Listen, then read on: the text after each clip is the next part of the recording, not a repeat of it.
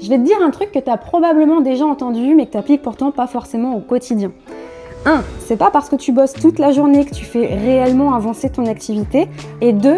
C'est pas parce que tu as déjà des clients que tu as une activité qui est stable. Donc aujourd'hui, je vais t'expliquer comment structurer ta semaine pour avoir le meilleur ROI possible sur le temps que tu passes concrètement à travailler. Et pour t'expliquer tout ça, je vais t'emmener dans une journée avec moi, te montrer comment je structure mes propres journées et mes propres semaines. Mais avant ça, on est le matin, je suis avec mes enfants, je vais finir de les préparer, je vais les amener à l'école et je te reprends juste après.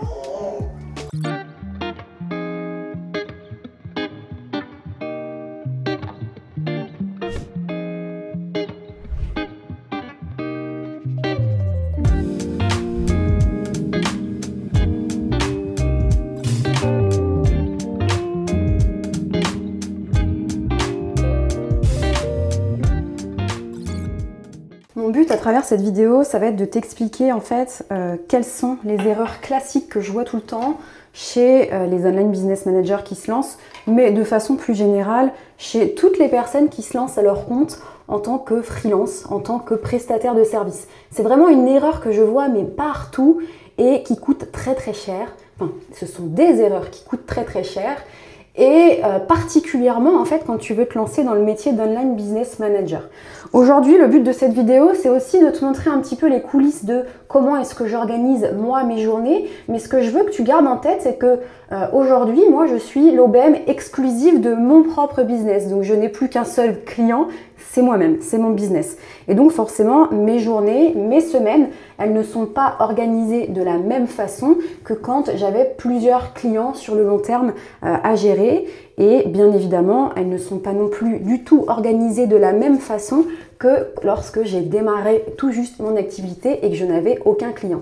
Et ça, en fait, ce sont les erreurs que je vais te montrer aujourd'hui dans cette vidéo. C'est les erreurs communes à chaque step de développement de ton activité. Et je vais en profiter juste après, une fois que j'aurai fini de me préparer, je vais passer sur l'ordinateur et je vais te montrer en fait concrètement comment est-ce que tu vas pouvoir organiser ta journée en fonction de ton stade de développement. Donc je vais te montrer 3 cas de figure. Le premier cas de figure, tu viens tout juste de te lancer, tu n'as pas encore de clients. Le deuxième cas de figure, tu viens de signer tes premiers clients, comment organiser tes semaines pour les délivrer correctement, sans oublier le fait qu'il faut que tu continues à aller chercher de nouveaux clients pour pérenniser ton activité. Et le troisième cas de figure, tu as stabilisé ton activité avec les 2-3 clients idéaux avec lesquels tu veux travailler sur le long terme. Comment est-ce que tu structures et que tu organises tes semaines pour justement continuer à développer ton activité. Je vais finir de me préparer tranquillement et ce que je te propose, c'est qu'on se retrouve juste après derrière l'ordinateur pour que je te montre concrètement, en fonction de ces 3 cas de figure, comment est-ce que toi aussi tu vas pouvoir organiser ton activité au mieux pour, encore une fois, avoir le meilleur ROI possible sur le temps que tu vas passer à travailler. Donc comme je te l'ai dit, je vais te proposer 3 semaines types qui vont être chacune designées en fonction d'un stade de développement d'activité bien précis. La première, ça va être une semaine type adaptée aux personnes qui n'ont pas encore de clients, donc qui sont dans cette phase de lancement d'activité. La deuxième, ça va être pour les personnes qui ont 1 à 2 clients, c'est-à-dire qu'ils ont lancé leur activité mais ils ne sont pas encore full. Et la troisième, ça va être pour les personnes qui ont déjà 3 clients de façon long terme ou plus et donc qui commencent à avoir un agenda un peu full.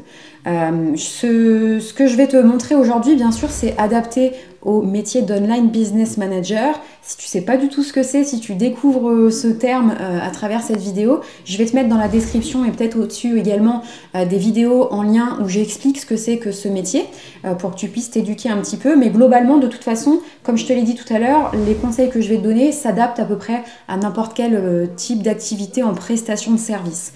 Donc je vais te partager mon écran et je vais te montrer les 3 semaines types que je t'ai préparées. Hop. Donc la première semaine type que je vais te proposer, que je vais te montrer, c'est celle adaptée aux personnes qui n'ont pas encore de clients, donc qui sont dans cette phase de je lance mon activité.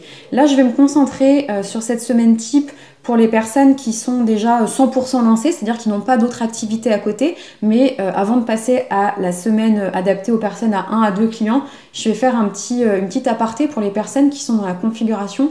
J'ai encore une activité salariée, mais je voudrais me lancer un petit peu en parallèle de ce job pour justement générer mes premiers revenus et avoir plus de confiance pour quitter cet emploi. Donc, la première semaine type, avant de rentrer dans le détail du pro, je voudrais faire une petite aparté de nouveau pour plus la structure quand tu vas préparer tes semaines type, quand tu vas planifier tout ça. Ce que je trouve hyper important, ce que je donne conseil à tous mes clients, à toutes les personnes qui m'entourent, je donne ce conseil régulièrement sur toutes mes vidéos YouTube, priorise toujours. Réserve toujours d'abord les blocs de temps dédiés à ta vie personnelle. C'est-à-dire, et tu le verras, ici je les ai tous matérialisés, peu importe le calendrier, peu importe la semaine type que je vais te proposer. Je les ai mis ici en cette espèce d'orange rose. Tu as un bloc de temps avant de commencer ta journée de travail, un bloc de temps dédié pour manger prendre une pause déj et un bloc de temps après ta journée de travail. Tous ces blocs de temps, ici, tu vas mettre les activités que tu veux. Mais en gros, l'idée, ça va être de prioriser ce qui est important pour toi dans ta sphère personnelle. Ça peut être aller faire du sport, ça peut être t'occuper de tes enfants, passer du moment pour jouer avec eux, ça peut être du moment à passer tout seul, ça peut être aussi en dehors de ces blocs début de journée, fin de journée, ça peut être aussi dans la semaine des blocs dédiés pour tes rendez-vous plus perso, c'est-à-dire un rendez-vous médical, un rendez-vous chez le coiffeur, chez la manucure, bref, peu importe, t'as compris. Bloque d'abord si tu le souhaites, mais je t'invite vraiment à le faire, tes créneaux pour ta vie personnelle, parce que sans ça, en fait, si tu le fais pas, si tu le priorises pas, crois-moi, ta vie personnelle va prendre tout le dessus sur ta vie personnelle et tu vas être constamment dans ce schéma où tu vas te plaindre de ne pas avoir assez de temps pour prendre rendez-vous chez le coiffeur, prendre rendez-vous chez la manucure. Mais en fait, ça va pas arriver ce moment-là. C'est toi qui définis ces créneaux-là et qui organise ta semaine autour de ces moments-là. Si tu le priorises pas, ça va pas arriver par magie. Donc c'est pour ça que dans tous les calendriers que je vais te proposer, il y a systématiquement des blocs perso. Dedans, tu mets les tâches, les activités que tu veux en fonction de ta situation familiale.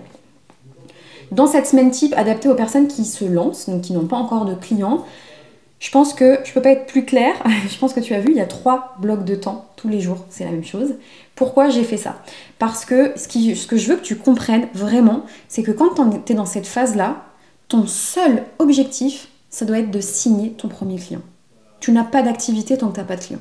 Donc ton seul objectif, et particulièrement si tu n'as plus de bouée de sauvetage, tu n'as plus d'activité, tu n'as plus de chômage, je ne sais pas, que tu es lancé, c'est de signer ton premier client le plus rapidement possible. Donc toutes tes actions, toute ton énergie doivent être concentrées sur des tâches et des actions qui te rapprochent de cet objectif de signer ton premier client. Autrement dit, tu peux oublier la création de ton site web, tu peux oublier la création de contenu, tu peux oublier de faire des cartes de visite. Toutes ces petites choses-là ne sont que de la procrastination qui t'éloigne en fait des actions qui concrètement vont te permettre de signer ton premier client.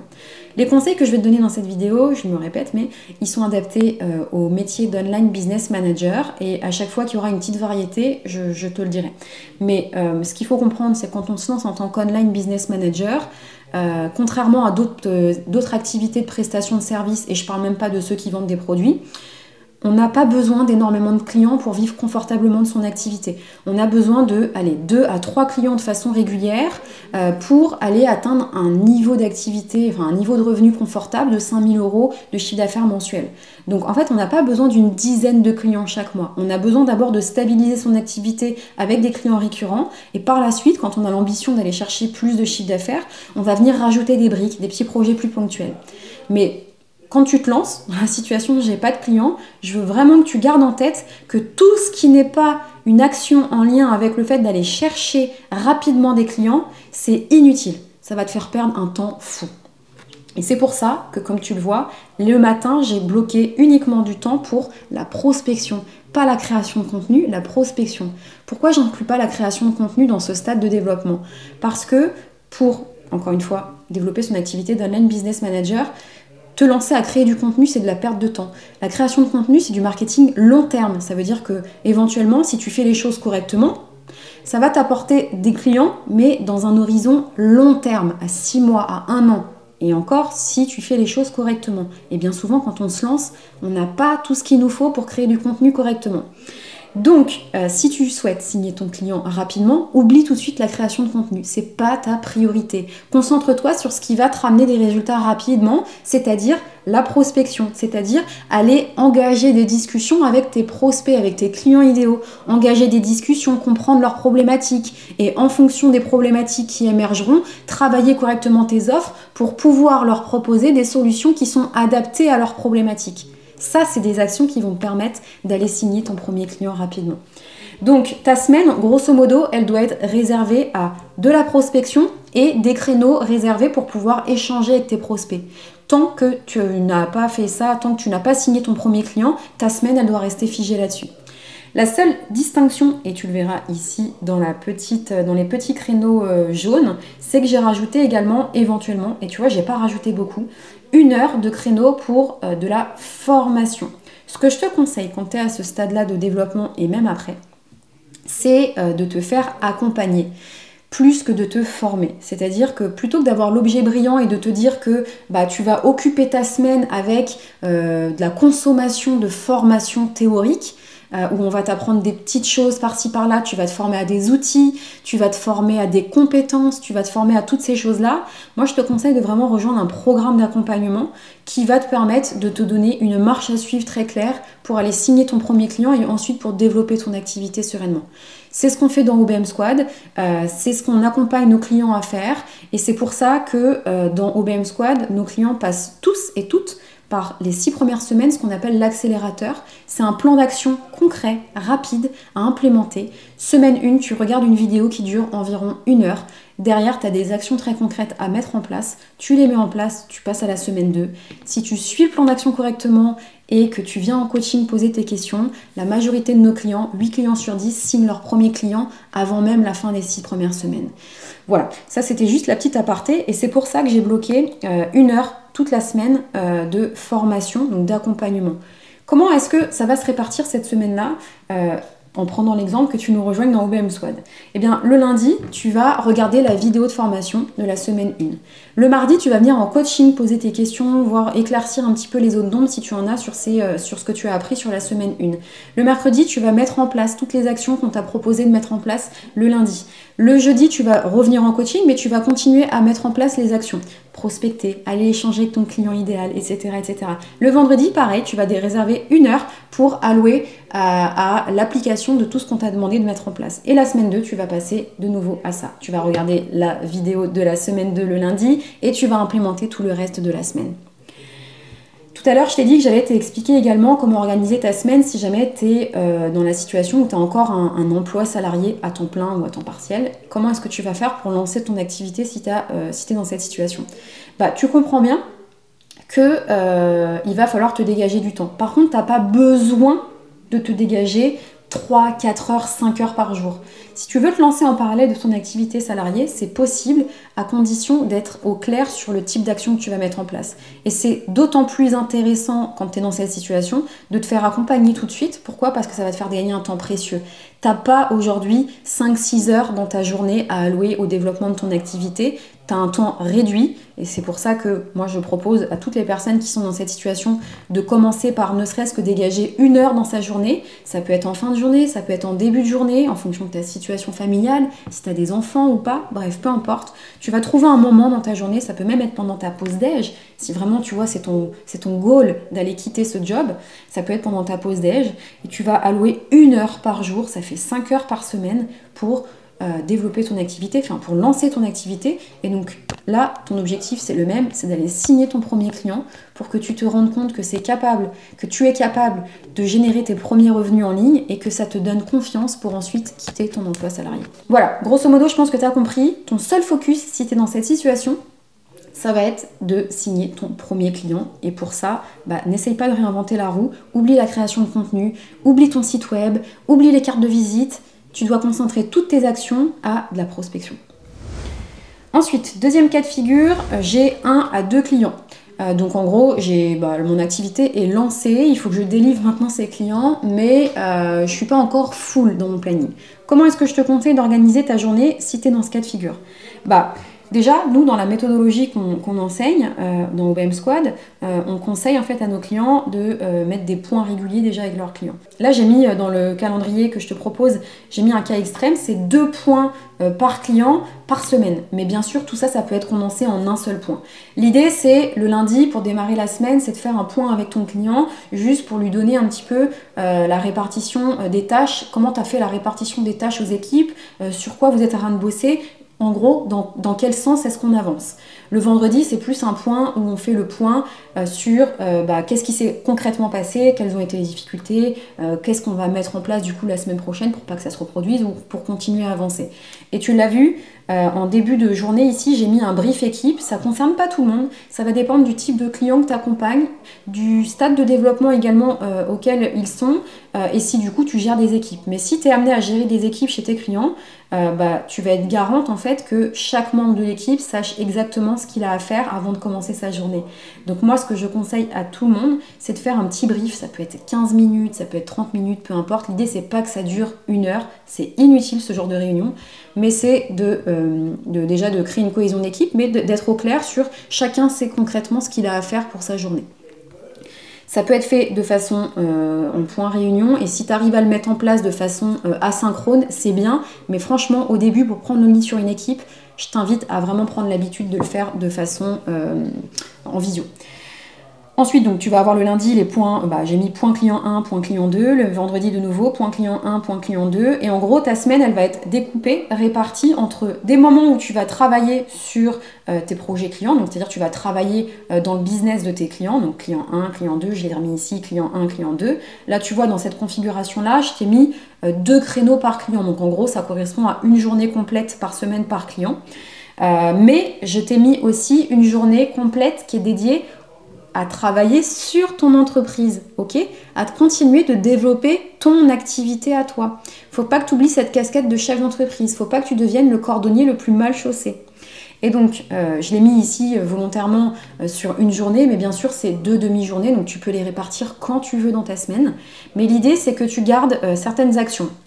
Une demi-journée dédiée à tes actions marketing. Donc là, tu vas garder la prospection, mais tu vas aussi pouvoir rajouter de la création de contenu parce que c'est des actions long terme. La prospection, c'est des actions marketing court terme. Et tu vas pouvoir également te réserver une demi-journée pour bosser sur tout ce qui est en lien avec ton business. Donc le développement de ton business. Alors tu vas aussi pouvoir t'occuper de tout ce qui est administratif, les petites choses qu'on a à gérer. Mais tu vas pouvoir en profiter, là maintenant que tu as quelques clients, que tu as appris un petit peu plus comment adapter ta méthodologie, ce que tu fais chez eux grâce à ces premiers clients que tu as signés, tu vas pouvoir continuer à affiner tes offres, tu vas pouvoir continuer à améliorer ta méthodologie. Tout ça dans le but, d'être plus efficace chez tes clients actuels et ensuite de pouvoir délivrer de façon encore plus efficace, d'apporter de meilleurs résultats à tes clients actuels et à tes futurs clients. Et les 2 autres créneaux que j'ai dédiés, c'est des créneaux bloqués pour justement faire des calls avec tes potentiels futurs clients. Ça, n'oublie jamais d'avoir des créneaux comme ça. Tu dois continuer à développer ton activité. À ce stade-là, et même après quand tu es full, la pire erreur que tu puisses faire, c'est d'arrêter toutes tes actions marketing. Parce que qu'est-ce qui se passe si tu arrêtes ces actions marketing en te disant « Moi, c'est bien, j'ai atteint mon niveau de revenu idéal. » Qu'est-ce qui se passe le jour où un client veut arrêter ? Tu te retrouves avec une part de ton chiffre d'affaires en moins qui potentiellement impacte ta vie. Et ça, c'est la situation la pire qu'on puisse avoir. En gros, nous, ce qu'on t'apprend à faire dans OBM Squad, c'est d'avoir toujours plus d'opportunités que ce que tu peux en prendre. Parce que c'est que dans cette situation où tu auras vraiment une activité qui est stable, qui est sereine. Parce que le jour où toi, tu as envie d'arrêter avec un client ou qu'un client met fin à la collaboration, tu as toujours un client sous le coude, entre guillemets, qui a envie de travailler avec toi, avec qui tu peux commencer à collaborer. Donc 2 créneaux de call, et bien sûr, si ces créneaux-là, il n'y a pas de call, tu peux bien sûr les allouer à travailler sur ton business ou bien à délivrer de nouveau tes clients. Ça, c'est la configuration 2, j'ai 1 à 2 clients, mais je ne suis pas full. Et qu'est-ce qui se passe quand on a 3 clients ou plus? 3 clients ou plus, quand on est OBM, on est full. Qu'on soit clair, normalement, avec 3 clients ou plus, on a atteint au minimum 5 000 € de chiffre d'affaires par mois. Et après, l'idée, ça va être de se poser la question comment on améliore ce chiffre d'affaires pour ceux qui ont envie. Donc soit en augmentant ses pricing parce qu'on prend des responsabilités plus importantes chez ses clients, soit en développant des petits projets annexes qu'on va pouvoir délivrer en plus de ces 3-4 clients de façon long terme qu'on accompagne. Donc là, on a une base qui est tout le temps la même, les briefs clients, les points clients. J'ai volontairement gardé de nouveau 2 points clients pour te montrer en fait que ta semaine, elle a de quoi être aménagée. Et ce qui va varier, c'est que j'ai mis point client 1, j'ai mis lundi après-midi, point client 2 le mardi matin et point client 3, enfin projet client 3 le mardi. J'ai de nouveau mis client 2 et client 3 le jeudi et le vendredi. Qu'est-ce qui se passe ici? Pourquoi j'ai mis qu'un seul créneau pour client 1? Juste pour te faire prendre conscience qu'à mesure que tu vas prendre de l'expérience, et donc a priori, si tu as atteint ce stade de développement, tu as pris de l'expérience, ce fameux premier client que tu as signé, que tu accompagnes depuis quelques mois, a priori, d'autant plus si tu appliques la méthodologie qu'on t'enseigne dans OBM Squad, son activité, elle est structurée maintenant, elle est processisée. Tu lui as mis en place une machine opérationnelle qui permet de faire en sorte que tout roule plutôt bien. Donc bien sûr, il va y avoir des projets ponctuels à mener pour continuer à développer l'entreprise de ton client, mais disons que ta part à toi d'opérationnel, normalement, si tu développes correctement ton activité, eh bien, elle va prendre de moins en moins de place. Et tu vas être cette personne qui, justement, va donner le travail opérationnel aux équipes chez ton client. Et ça, peut-être que tu vas te dire, si tu m'écoutes et que tu es dans cette configuration-là, oui, mais moi, j'y arrive pas parce que moi, je suis encore beaucoup dans l'opérationnel chez mes clients. Ben, la question que je vais te demander, c'est est-ce que les clients que tu accompagnes aujourd'hui sont au stade de développement adéquat pour faire appel à tes services d'online business manager? Est-ce qu'ils ont les moyens d'engager une petite équipe qui justement va prendre en charge cette charge opérationnelle pour que toi tu puisses prendre ton vrai rôle de bras droit et les épauler à lancer de nouveaux projets dans le but d'aller développer leur chiffre d'affaires? Si ce n'est pas le cas, il y a peut-être un problème de positionnement, il y a peut-être un problème dans les clients que tu accompagnes qui ne sont pas au bon stade de développement. En tout cas, si c'est ton goal d'aller développer ton activité et d'aller chercher des paliers de chiffre d'affaires au-delà de 5 000 €, il va falloir faire un travail dans ton activité parce que si aujourd'hui tu n'arrives pas à t'en sortir, ne serait-ce qu'avec 3 clients, il y a des choses qu'il va falloir faire adapter en tout cas. Si tu viens de signer 3 clients tout juste et que tu es dans cette phase de j'apprends et je délivre mes 3 clients, c'est normal d'être un petit peu dans le chaos. Mais si ça fait plusieurs mois que tu travailles avec des clients et que tu n'arrives toujours pas à retrouver une certaine stabilité, là, il faut commencer à se poser certaines questions. Et donc, tu le vois également, j'ai de nouveau, j'ai pas rogné sur une journée, donc 2 demi-journées pour travailler sur ton business. Ça, il faut bien que tu gardes en tête, il faut jamais que tu retires ces créneaux-là. Ça peut arriver sur une semaine, tu as tous tes clients qui ont lancé des gros projets, tu vas être très occupé, ok. Mais globalement, à l'échelle du mois, il faut que tu aies du temps pour travailler sur ton business, sur le développement de ton activité. N'oublie jamais ça. Et là, du coup, dans une configuration avec 3 clients ou plus, j'ai rajouté également une demi-journée plutôt que 2, réservée donc à des calls éventuellement prospects, ou bien à des projets clients. Donc voilà, là je t'ai fait 3 configurations typiques, donc je te remontre. La configuration clé pour j'ai pas de clients, la configuration la semaine type pour j'ai 1 à 2 clients mais je suis pas full, et la configuration type pour j'ai 3 clients donc je suis à peu près full. Maintenant l'idée c'est si je veux continuer à développer mon chiffre d'affaires, ça va être pas de prendre plus de clients sur le long terme, c'est pas possible quand on est OBM de s'impliquer concrètement dans le business de ses clients quand on a plus de 3-4 clients, mais ça va être d'aller développer un autre business model. Ça va être soit de switcher de business model, soit de commencer là, dans l'immédiat, à développer des petits projets ponctuels qui vont prendre moins de temps à délivrer. Et pourquoi pas par la suite, en changeant de business model, de prendre des équipes qui vont délivrer ce petit projet ponctuel. Je rentre pas trop dans le détail de ça parce que là on rentre plus dans des caractéristiques développement business. Mais si ça t'intéresse, si c'est des sujets qui t'intéressent, j'ai plein d'autres vidéos de ce style qui rentrent un petit peu plus dans des conseils business sur la chaîne. Donc n'hésite pas à aller faire un tour. Mais voilà, là maintenant tu as 3 semaines types adaptées en fonction de ton stade de développement. Bon, il est 17h30, fin de journée, clap de fin pour moi. Je vais aller chercher les enfants avec Sam. On va passer un petit moment en famille, fin de journée tranquille. Généralement, on fait une petite balade en famille. On en profite pour aller faire un tour à la plage rapidement. Puis on rentre, on mange, bref, tout ça. Je vais pas vous le filmer, on va le garder pour nous. Ce que je t'ai pas filmé par contre sur ma journée, c'est l'après-midi. Qu'est-ce qui s'est passé pour moi cet après-midi? Moi, le mercredi, c'est une journée création de contenu. Donc ce matin, je t'ai tourné cette vidéo que tu es en train de voir. Là, fin de journée, je te tourne la fin de la vidéo. Mais je t'ai pas tourné en gros le laps de temps entre ces deux moments. Création de contenu, ce qui veut dire que j'ai tourné quelques vidéos verticales. J'ai également préparé certains des prochains contenus qui arriveront sur les semaines prochaines. Voilà, globalement mon après-midi, et j'ai eu également quelques petits calls qui se sont interposés, et comme tous les jours j'ai fait un tour dans la communauté pour voilà, répondre aux questions qu'ont nos clientes, pour encourager toutes celles qui ont célébré des choses, certaines partagent également des doutes, bah voilà, et on est là aussi pour leur remonter le moral, les aider à continuer à avancer, à passer à l'action. Donc voilà, pour mon quotidien, ma journée. J'espère que cette vidéo t'a plu. Si c'est le cas, n'hésite pas à liker, éventuellement à la partager à quelqu'un qu'elle pourrait également aider. Et si le métier d'online business manager te plaît, t'inspire, tu as envie de te lancer ou que tu es déjà lancé et que tu as envie de nous rejoindre dans OBM Squad, tu retrouveras toutes les informations en description de cette vidéo. N'hésite pas aussi à me laisser un commentaire pour me dire ce que tu en as pensé. Ça fait toujours plaisir de vous lire. Je te dis à très vite pour une prochaine vidéo.